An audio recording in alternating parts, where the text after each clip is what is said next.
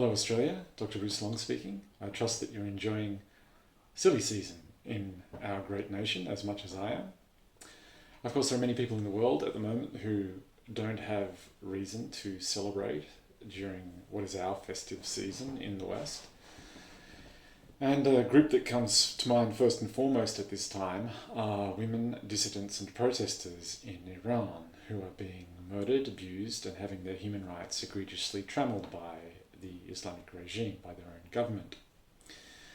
I wanted to make a couple of notes about the response of Western governments to that set of human rights abuses and the attacks on women and girls in Iran over the last month and a half to 2 months, I wanted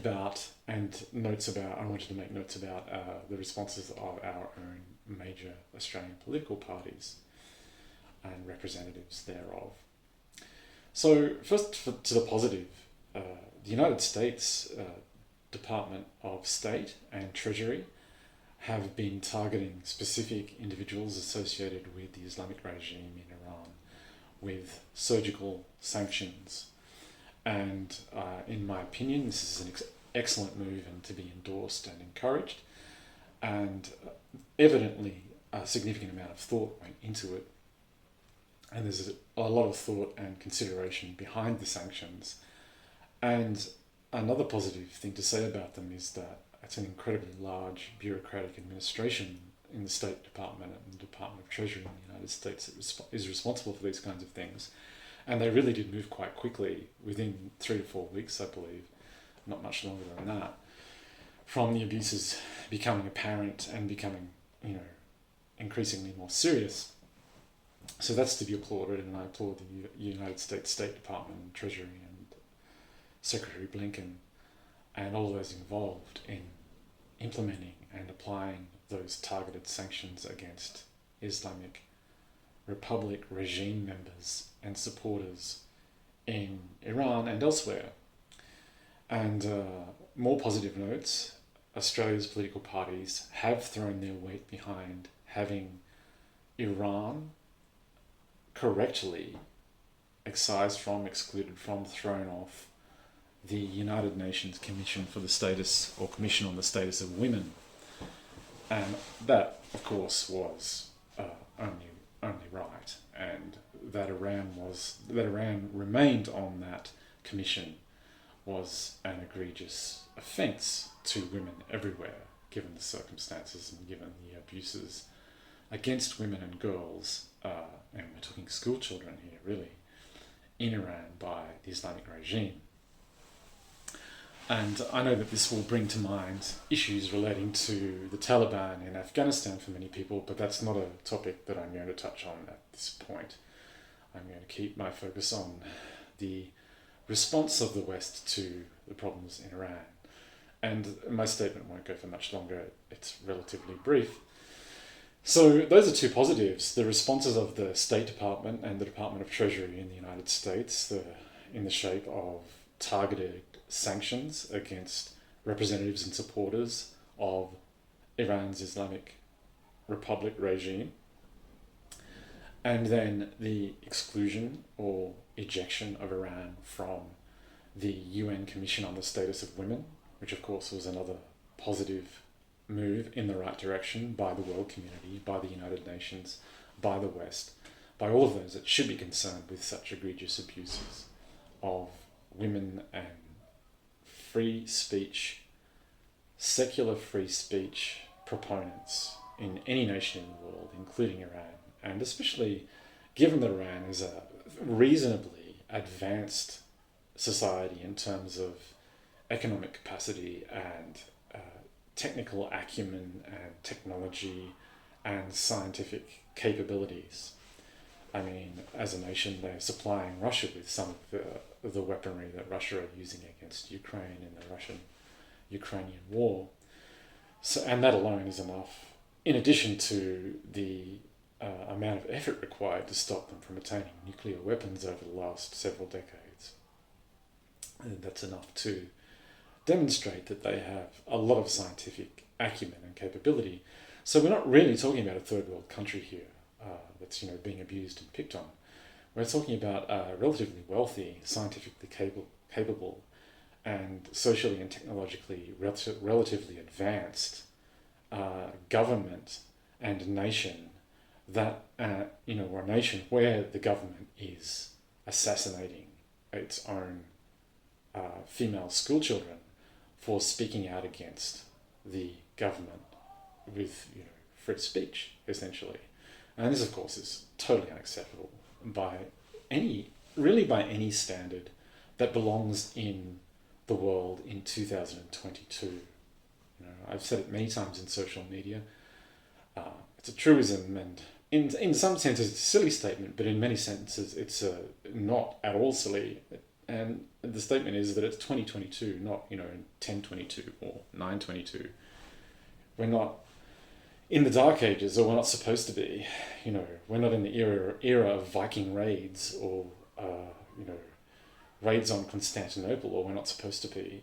And I know that there certainly is a lot of warfare going on in the world at the moment, but I think it's not at all unreasonable for secular people in the West to call upon any nation with the amount of infrastructure, capability, knowledge, and standing that Iran supposedly has to be more responsible and more forward-thinking and less atavistic, less backward-looking in their view and in their approach to their own people. So there are some positives. And more recently also in Australia, we have Australia's Foreign Minister, Senator Penny Wong, speaking out quite assiduously and quite statedly and quite definitively against the actions of the Islamic regime in social media. If you watch Senator Wong's Twitter account, you will see evidence of this. And more recently, some shadow ministers in the shadow government here, Liberal ministers, have also come forward and overtly supported Iranian protesters in Australia, and I do applaud this also. However, on the 27th of November, I put forward a petition to Parliament to be read in Parliament, in the Senate, in the upper house of government in Australia. And the crux of that petition is the following basic points: that the Islamic Republic should be declared a terrorist organisation in Australia, that its followers should be made illegal, or following the Islamic Republic in Australia and supporting them should be made illegal, and that its followers should be deported from Australia, and that dissidents, secular dissidents and protesters in Iran who are seeking asylum in other nations should be given special consideration and special visas so that they can be essentially rescued from the Islamic regime that is murdering and threatening them and egregiously abusing their human rights on an ongoing basis in a violent and unremitting manner. So that particular petition, which, as I said, I submitted to be read to Parliament on the 27th, and it was a digital petition, so I did it via the parliamentary website. And I received confirmation on the 27th of November that it had been submitted, and I also validated that acknowledgement, so that means that it should have gone into process. But it still hasn't seen the light of day. Now, it can take a couple of weeks for petitions to move to a point where they're approved, and this one could be facing some form of security vetting. That wouldn't be unusual, and that could be on a number of different bases. But as far as I know, I was the first person at the date of the 27th of November 2022 to call for any such action, and that has been echoed, if you like, by representatives of the major parties since, although not in such strong terms and without the call for declaring the Islamic Republic a terrorist organisation. I believe somebody did then, after that submission of that petition, make a call for the IRGC specifically, that is the militaristic arm of the Islamic Republic, and their supporters to be made illegal and to be declared a terrorist organisation, and I do also endorse that. However, that post dated the date of my petition, and I would really like my petition to see the light of day in the upper house of Parliament, in the Senate in Australia. I believe it deserves to be read, and it should be read, and I believe that people will get behind it. And I'm prepared for the implications of that. And I think it's the right signal to send to the Islamic Republic and their representatives all around the world. Now, that's the first thing that I think is required as real definitive action to be taken by Australia in this case. And I don't think anybody else is calling for action that definitive thus far, and I think a lot of what's being said by Australia's two major parties in relation to this matter has been a little wishy-washy. It's been mostly based upon political point scoring and keeping up appearances and appearing to do the right thing. Now, as I said, the Australian government did throw Australia's weight behind the ejection of the Islamic Republic from the Council on Women's Rights, the UN Council on Women's Rights, and that was absolutely the right thing to do, and I'm in total agreement with it. But apart from that, there hasn't really been much in terms of strong action from Australia. And one of the other things that we could do, in addition to both reading the petition that I submitted on the 27th of November to Parliament and acting on it, is to redirect AUKUS forces from the South China Sea to set up a naval blockade of the Gulf of Oman.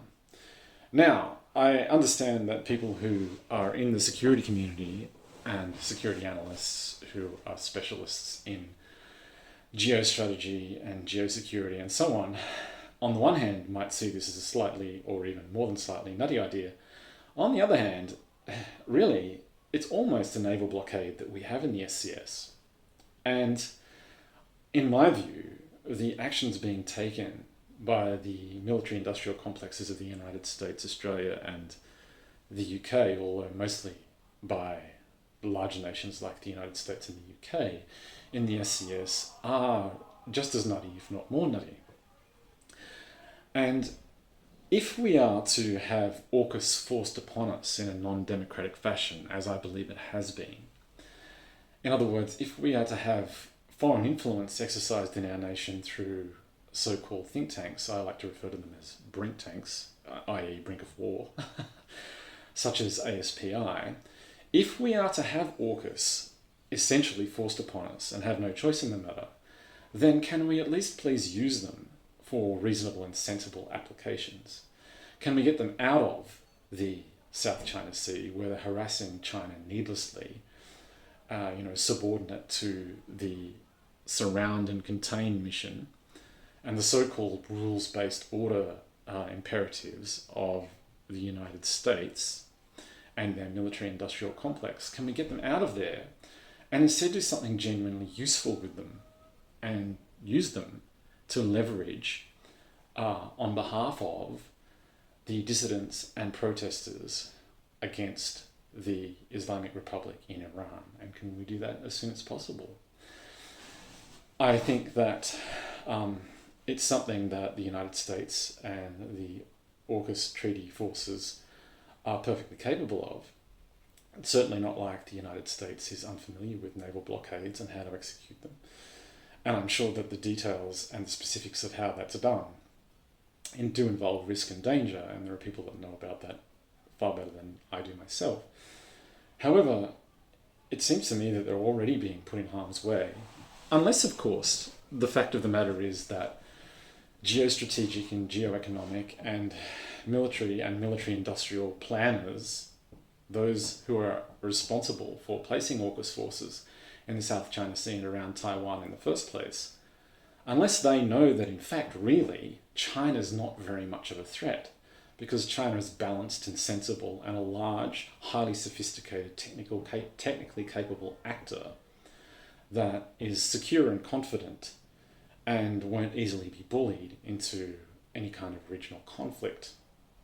And a nation also, this is China I'm talking about still, that has great diplomatic resources to draw upon and to use, and great economic influence to draw upon and use also. So it could be, I guess, that in reality, and this is kind of a truth-revealing conundrum or matter, if you like, in reality, one of the reasons why people would not want to withdraw AUKUS forces, and by people I mean, again, those responsible in the military-industrial establishment, the security community, the transnational security community between the United States and the United Kingdom and Australia and so on. The reason why they would not want AUKUS forces to be withdrawn from the South China Sea and sent to, for example, as I suggest, blockade the Gulf of Oman in support of Iran's schoolgirls, is that, in fact, they know that China is not really dangerous, and there's not really a danger of China creating a large regional or global conflict. But that Iran, on the other hand, is prospectively, comparatively very dangerous because of the mega cult fanatics in the Islamic regime. So there's some food for thought. Now, having acknowledged that that's a possibility and a matter that's possibly, a consideration that's possibly important, I still think that if we must have AUKUS forces, we should get them out of the South China Sea, where they're just wasting money, energy, and their own time, and put them in the Gulf of Oman so that they can make a real difference about something and in relation to something that really matters. I'm Dr. Bruce Long. Thank you for giving me your time and listening to my short address about these regional security matters in Southeast Asia and across to the Middle East. And I hope that you continue to enjoy an excellent festive season / silly season, whatever it is that you like to call it, and that you prosper and be fruitful and live a long, healthy life.